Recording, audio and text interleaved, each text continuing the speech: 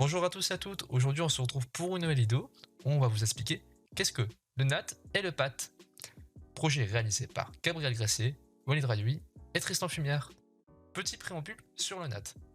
Pour répondre simplement aux questions qu'est-ce que le NAT, mais également qu'est-ce que le PAT, que nous verrons par la suite, je vais reprendre la comparaison avec le téléphone.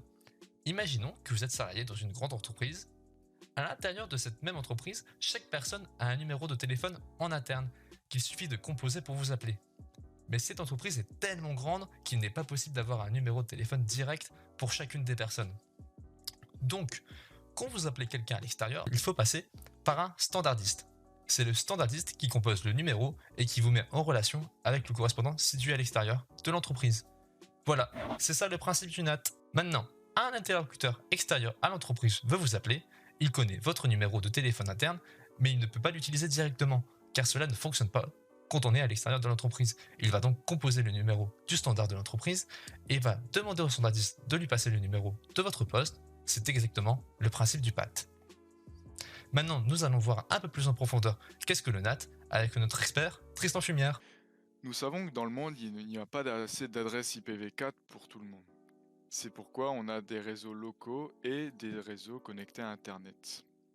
Il faut comprendre que les ordinateurs d'un réseau interne ne sont pas directement reliés à l'extérieur.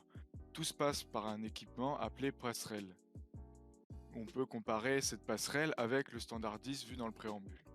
Cette passerelle va faire le lien entre le réseau interne et le réseau externe, Internet. Pour cela, elle va traduire les adresses internes en adresses externes et vice-versa lors du retour. On appelle ça le NAT, Network Address Translation.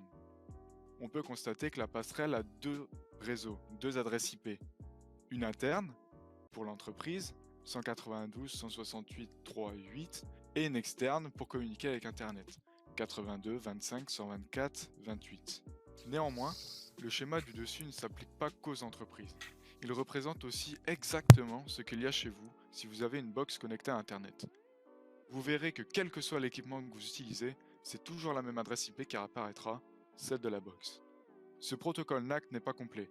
Nous ne pourrons pas savoir qui fait quelle requête. C'est pourquoi je vais vous laisser mon cher collègue Gabriel vous l'expliquer. Donc là, on va voir ensemble le principe du PAT, le Port Address Translation.